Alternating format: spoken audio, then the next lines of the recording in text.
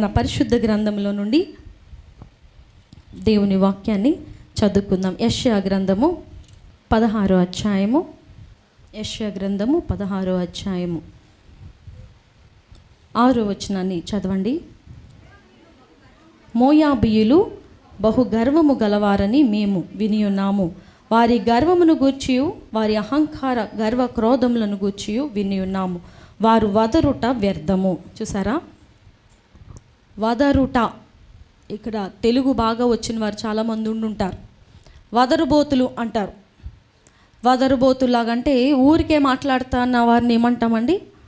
వదరబోతులు అంటాం. ఊరికే గొప్పలు చెప్పుకుంటున్న వారిని, ఎక్కువగా బోస్ట్ చేసుకుంటున్న వారిని, తమ్ముని గురించి తామే ఎక్కువగా లేనిది ఉన్నది చెప్పుకుంటున్న వారిని బోస్టింగ్ అంటారు. లేకపోతే వదరుట, మాట్లాడుట, ఎక్కువగా మాట్లాడుట అంటారు.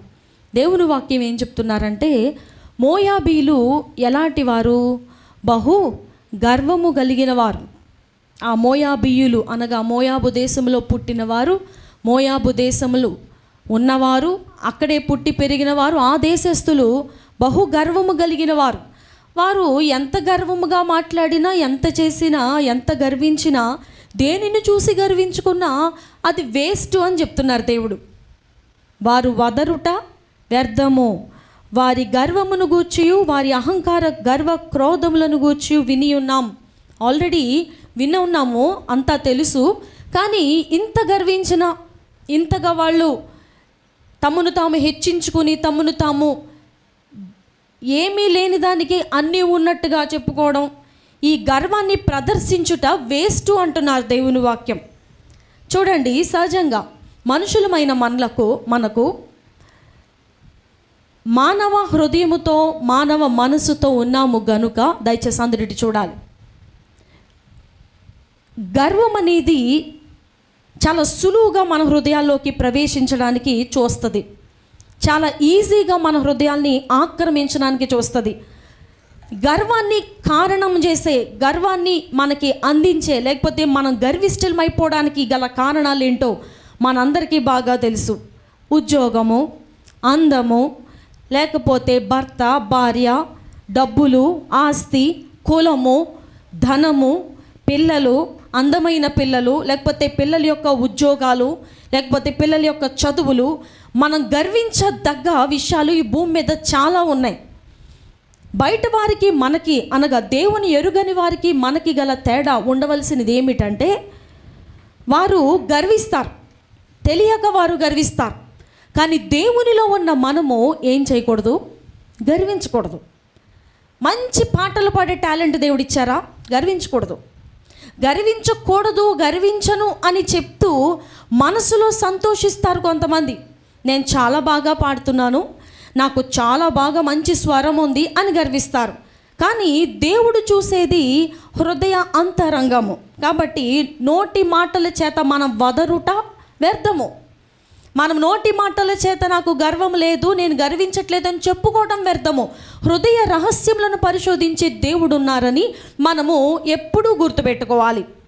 ఏ విషయమై సైతాను నిన్ను గర్విష్ఠుడిగా చేయటానికి, గర్విష్ఠురాలుగా చేయటానికి ప్రయాసపడుతున్నాడో, వాడు గర్విష్ఠుడు, బహు గర్వము కలిగిన వాడు. ఎలా? పరలోక రాజ్యంలో ఒకప్పుడు ఉండేవాడు లూసిఫర్. తాను కూడా ఒక దూత, దూతలందరికంటే ప్రధానుడు. దూతలందరి మీద దేవుడు అప్పర్ హ్యాండ్ ఇచ్చారు. తాను ఏం చేశాడు? గర్వించడానికి అనుకున్నాడు మనసులో. నేను దేవుని సింహాసనమునకు నాకు పెద్ద తేడా ఏమీ లేదు. ఆయన సింహాసనం మీద కూర్చున్నారు, ఆ సింహాసనం కింద పక్కన ఇంకొక సింహాసనం మీద నేను కూర్చునున్నాను. నాకు దేవునికి పెద్ద డిఫరెన్స్ లేదు. నేను రెక్కలు ఎత్తితే సప్తస్వరాలు వస్తున్నాయి, ఈ రెక్క ఎత్తితే సప్తస్వరాలు వస్తున్నాయి. నేను కూడా మంచి మ్యూజిక్ డైరెక్టర్ని, నేను కూడా మంచి మ్యూజిషియన్ని, మంచి పాటలు పాడగలను, స్తుతులను అర్పించగలను, అందరికంటే బాగా పాడగలను, అందరికంటే బాగా మ్యూజిక్ ప్లే చేయగలను, అందరికంటే బాగా మ్యూజిక్ డైరెక్ట్ చేయగలను, సాంగ్స్ రిలీజ్ చేయగలను, ఆల్బమ్స్ చేయగలను. నాకంటే పెద్ద సూపర్ హిట్ ఎవరు లేరు ఇక్కడ. నా తర్వాత ఎవరైనా ఎంతమంది మ్యూజిక్ డైరెక్టర్లు వచ్చినా నన్ను మించిపోయేవారు ఎవరు లేరు. సో ఇన్ని పవర్స్ ఉన్న నేను, యేసు ప్రభు వారికి నాకు దగ్గరగా పోలికలు కనిపిస్తున్నాయి. ఆయన కంటే నేను పైకి వెళ్ళడం పెద్ద కష్టం కాదు, నేను ఆయన్ని మించిపోవడానికి చాలా దగ్గరగా ఉన్నాను అని అనుకోబోతున్నాడు. అనుకోలేదు, ఇంకా అనుకోబోతున్నాడు. హెజ్కేలు గ్రంథము 28వ అధ్యాయము 13వ వచనాన్ని చదువుదామండి. హెజ్కేలు గ్రంథము 28వ అధ్యాయము ఎక్కడ చదువుతున్నాము? 17వ వచనాన్ని చూద్దాం.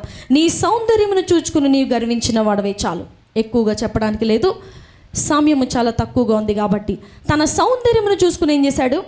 గర్వించాడు. ఈ రోజున అపవాది వాడుతున్నటువంటి గర్వానికి కారణమయ్యే అస్త్రాలలో ఒక అస్త్రం ఏంటంటే అందం. దేవుడు మనల్ని ప్రేమించి మన తల్లిదండ్రుల దగ్గర నుంచి మనకు కొంత అందాన్ని ఇచ్చి ఉండొచ్చు. తెలుపు రూపంలోనో, లేకపోతే నలుపు రూపంలోనో, లేకపోతే జుట్టు రూపంలోనో, ముఖ కవళికల రూపంలోనో అందంగా మనుషులు చెప్పుకుంటున్న వారి దృష్టిలో అందంగా కనపడి ఉండొచ్చు, కనిపిస్తూ ఉండొచ్చు. సైతాను పడిపోవడానికి వన్ ఆఫ్ ద రీజన్ ఏంటంటే, గర్విష్ఠుడైపోవడానికి వన్ ఆఫ్ ద రీజన్ ఏంటంటే, బైబిలే చెప్తుంది, నీ సౌందర్యంను చూసుకొని గర్వించావు. ఈ రోజున చాలామంది సౌందర్యాన్ని చూసుకొని గర్వించారు. గర్విస్తూనే బల్లారాధనలో పాల్గొంటున్నారు, గర్విస్తూనే దేవుని సన్నిధికి వస్తున్నారు, గర్వముతోనే ప్రార్థన చేస్తున్నారు, గర్వముతోనే దేవుని కొలుస్తున్నారు, గర్వముతోనే వాక్యాన్ని చదువుతున్నారు, గర్వముతోనే దేవుని వెంబడిస్తున్నాము అని అనుకుంటున్నారు. కానీ సౌందర్యమును చూసుకుని గర్వించిన అపవాది పైన ఉన్నాడా, కింద పడిపోయాడా? చెప్పాలి. గర్వించిన వారిని దేవుడు పైనుంచుతారా, కిందకి పడద్రోస్తారా? పడద్రోసారని దేవుని వాక్యం చెప్తుంది. నువ్వు గర్వించావు, అపవాది ఎవరితోనూ గొడవ పెట్టుకోలే. అక్కడ తను ఉన్న ప్లేస్లో, పరలోక రాజ్యంలో ఏ దూతతోనూ గొడవ లేదు, ఎలాంటి ఇష్యూ లేదు, దేవునితో గొడవలేదు, జగడమాడలేదు, ఎలాంటి కిరికిర్లు చేయలేదు, ఎలాంటి ఇష్యూస్ ప్రాబ్లమేటిక్గా తను లేడు. One of the main reason is he felt proud. ఆ గర్వం అనేది ఎంత దిగజారుడుతనానికి గురి చేసిందో చూడండి. పైనుంచి కింద పడిపోయాడు దెబ్బకి. దేవుడు పడద్రోశారు. నువ్వు ఈ గర్వపు మనసుతో ఈ రాజ్యములో ఉంటే అందరినీ గర్విష్ఠులుగానే చేస్తావు. కాబట్టి ప్రియమైన దేవుని బిడ్డలారా, అందంగా కనపడినంత మాత్రాన, జుట్టు బాగున్నంత మాత్రాన, ముఖము బాగున్నంత మాత్రాన, ఎవరో బాగున్నావు అని చెప్పినంత మాత్రాన, నువ్వు పలానా హీరోలాగా ఉంటావు అని చెప్పినంత మాత్రాన, నువ్వు పలానా హీరోయిన్కి ఎక్కడ తీసిపోవు అని చెప్పినంత మాత్రాన, క్రైస్తవులమైన మనము, దేవుని యందు విశ్వాసం ఉంచిన మనము, మారు మనసు అనుభవంలో ఉన్న మనము, బల్లలో చేతులు పెడుతున్న మనము గర్వించకూడదనేదే దేవుని యొక్క మాట, దేవుని యొక్క చిత్తము. గర్వించకూడదు. వస్తుంది, గర్వం వస్తుంది. మనల్ని పడద్రోయడానికి, మనల్ని గర్విష్ఠులుగా చేయటానికి, నువ్వు సూపర్ అని నిన్ను నువ్వు పొగుడుకోవడానికి ఆ సైతాను అనేవాడు నీలో ప్రవేశించడానికి తెగ ప్రయాసపడతాడు. కానీ మనము దాన్ని జయించే వారముగా ఉండాలి. దేవుడు ఏం చెప్పారండి? గర్విష్ఠుడా నేను నీకు విరోధిని అన్నారు. కీర్తనల గ్రంథము 138వ అధ్యాయము 6వ వచనం. కీర్తనల గ్రంథము 138వ అధ్యాయము 6వ వచనం చూడండి. యెహోవా మహోన్నతుడైనను, ఆయన దీనులను లక్ష్యపెట్టును, ఆయన దూరము నుండి గర్విష్ఠులను బాగుగా ఎరుగును. ఇలా మనం రిఫరెన్సులు చూస్తూ వెళ్తే గర్వమునకు సంబంధించినవి చాలా ఉన్నాయి. దేవునికి అయిష్టమైన వాటిలో ఒకటి గర్వము. ఆ గర్వం వచ్చి నిన్ను నన్ను పాడు చేయడానికి మనం అవకాశం ఇవ్వద్దు. దేవుని రాజ్యమును సులువుగా పోగొట్టుకోవడానికి మనల్ని దూరం చేసేది గర్వమే. మంచి దూత పొజిషన్లో ఉన్నటువంటి లూసిఫర్ని కిందకు పడద్రోసింది గర్వమే. అనేక మంది పాటలు పాడేవారిని కిందకు పడద్రోసింది గర్వమే. అనేక మంది మ్యూజిక్ డైరెక్టర్స్ని కూడా పడగొట్టి నేలను కూర్చోబెట్టింది గర్వమే. సేవకులను, సేవకురాళ్లను, వారి బిడ్డలను పడగొట్టి కింద కూర్చోబెట్టింది గర్వమే. ఈ గర్వము ఎవరిలో అయితే నిలిచి ఉండనిస్తారో వారు ఎప్పటికైనా పడిపోయే దిశగానే ప్రయాణం చేస్తారు. కాబట్టి సంగమా, ఏ విషయంలో కూడా మనం గర్వపడడానికి వీల్లేదు, గర్వపడడానికి ఇష్టపడకూడదు. కావాలని నువ్వు గర్విష్ఠుడు కావాలని ప్రయత్నిస్తే నిన్ను దేవుడు ఫోర్స్ చేయరు, మనల్ని ఫోర్స్ చేయరు. ఆయన అనేక సార్లు వాక్యం ద్వారా మాట్లాడతారు. నువ్వు గర్వం ఎందుకు పడుతున్నావు అసలు? అవును, ఓ మంచి వాయిద్యం వాయించావు, దేనికి గర్వము? గర్వపడకు అని దేవుడు అనేక సార్లు మనకి వాక్యం ద్వారా హెచ్చరిస్తారు, గద్దిస్తారు, పర్సనల్గా ఎవరి చేతనైనా చెప్పిస్తారు. అయినా సరే మనం వినకపోతే విడిచిపెడతారు. ఆ స్థితి రాకముందే ముందుగానే మనల్ని మనం ఏం చేసుకోవాలి? సరి చేసుకోవాలి. ప్రభా, నాకు మంచి ఉద్యోగం ఉంది, నేను ఎందుకు గర్విస్తున్నాను? ఇది మీరు ఇచ్చినది, నా సొంతదేం కాదే. నాకు మంచి బంగారపు వస్తువులు చాలా ఉన్నాయి, నేను ఎందుకు గర్విస్తున్నాను? నాకు పెద్ద జుట్టు ఉంది, ఎందుకు గర్విస్తున్నాను? నాకు మంచి భవనం ఉంది, ఎందుకు గర్విస్తున్నాను? నాకు మంచి వాహనం ఉంది, ఎందుకు గర్విస్తున్నాను? అందరికంటే సూపర్గా ఉండే వాహనం ఉంది, ఎందుకు గర్విస్తున్నాను? నేను గర్వించను. మనుషులకు తెలియకపోవచ్చు, కానీ మనం గర్విస్తున్నామో లేదో ఎవరికి తెలుసండి? దేవునికి తెలుసు. మనం గర్వించకూడదు ఏ విషయంలోనూ కూడా. రూతు మోయాబీయురాలు. ఎవరండి రూతు? మోయాబు స్త్రీ. మోయాబు ఆ దేశంలో పుట్టి పెరిగినటువంటి యవనస్తురాలు. కానీ ఎలా జయించారో, కానీ గర్వాన్ని జయించారో. బోయేజ్ అనే ఒక గొప్ప ఆస్తిపరునికి భార్యగా ఆమె ఎన్నిక చేయబడ్డారు. గర్వమును ఎదిరించిన వారు, గర్వమును జయించిన వారు, గర్వమును సమాధి చేసిన వారు ఏలుబడి చేస్తారు. గర్విస్తూ కూర్చుని వారు, నా చిన్న జీవితంలో నేను చాలామందిని చూశాను. గర్వించి పడిపోయిన వారు. వారి పేర్లు ఊర్లు మనకు అనవసరం, కానీ నా అనుభవంలో నేను చాలామందిని చూశాను. ఊరికి గర్వించేస్తారు. అది దేవునికి అసహ్యమైన క్రియ అని చెప్పినా వినరు, తెగ గర్విస్తారు. ఒక్కసారిగా నేల కూలిపోయిన తర్వాత బాధపడతారు. కొంతమంది నేల కూలిపోతున్న సంగతి కూడా వారికి తెలీదు. Still they will feel proud.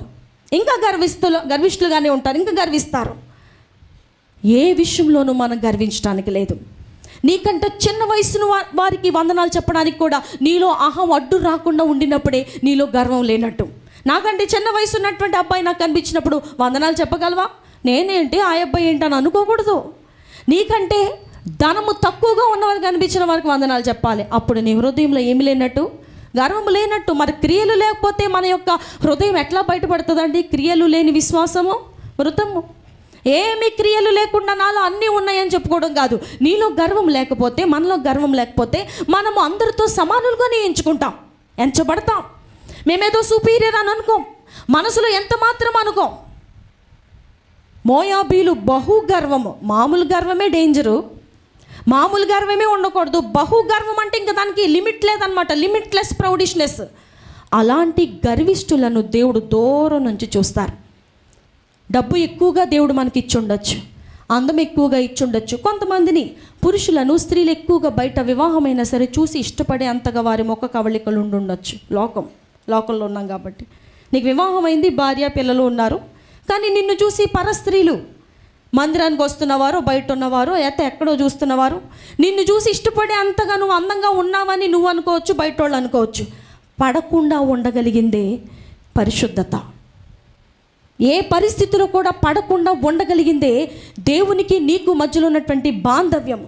ప్రతి సులువుగా ఒక చూపుకే జారిపోయి, ఒక నవ్వుకు జారిపోయి, ఒక చీర కట్టుకు జారిపోయి, ఒక జుట్టుకు జారిపోతే మనం ఇంకా క్రైస్తవులుగా ఎలా నిలబడతామండి? దేవుని రాజ్యంలోకి వెళ్ళాలనే ఆశ బాగానే ఉంది. మరి ఇవన్నీ మనలో ఉంచుకుంటే ఎలా ఉంటాం? ఎలా దేవుని రాజ్యాన్ని చేరుకోగలుగుతాం? ఇవన్నీ మనకి ఎంత అడ్డు తెలుసా? ఇవన్నీ అడ్డు కాదు అనుకుని మనుషులు ధైర్యంగా పాపము చేయటం ఆశ్చర్యకరము.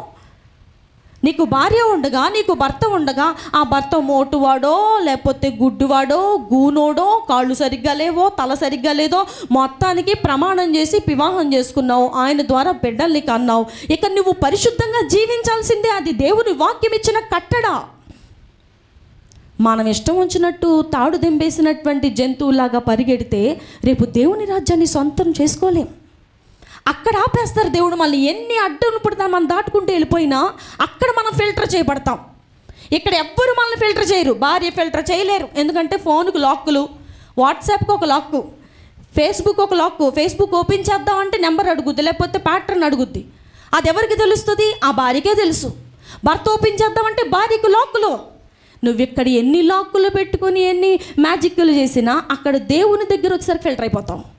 అక్కడ నీ ఏ లాక్కులు పని చేయవు. దేవుడు నేను ఆల్రెడీ చూశారు, భూమి మీద ఉన్నంతకాలం చూస్తూనే ఉన్నారు. ఇప్పుడు అక్కడికి వెళ్ళి నాకేం తెలియదు ప్రభా, అయినా నేను లాక్ చేసుకున్నాను, మీకు ఎలా తెలుసు ప్రభా అని తెంగర్ క్వశ్చన్లు అడగడానికి ఉండదు. కాబట్టి భయము కలిగి ఉన్నదానితో తృప్తిపడి, అందంగా లేరు అనే భావన నీకు వచ్చిందా? ఉపవాసం ఉండి ప్రార్థన చేసుకుంటే ఆ అందం ఏంటో దేవుడు నీకు చూపిస్తారు. ఆ అందం లేదో ఉందో దేవుడు నీకు కన్నులకు కనుపరుస్తారు. శరీర సంబంధమైన అందము దేవుని దృష్టిలో అందము కాదు. దేవుని వాక్యం చెప్తుంది, గుణమను అక్షయాలంకారము గల మీ హృదయపు అంతరంగ స్వభావం మీకు ఎలా ఉండాలి? అలంకారంగా ఉండాలి. అది అందమైన, అది దేవుని దృష్టికి మిగిలిన విలువైనది. అలాంటి అందము కలిగిన మనసుతో మనం ఉన్నప్పుడు నల్లగా ఉంటే తెల్లగా ఉంటే నచ్చలేదనే సినారియోనే ఉండదు. దేవుడి కొద్ది మాటలను దీవించునుగాక. ఆమేన్.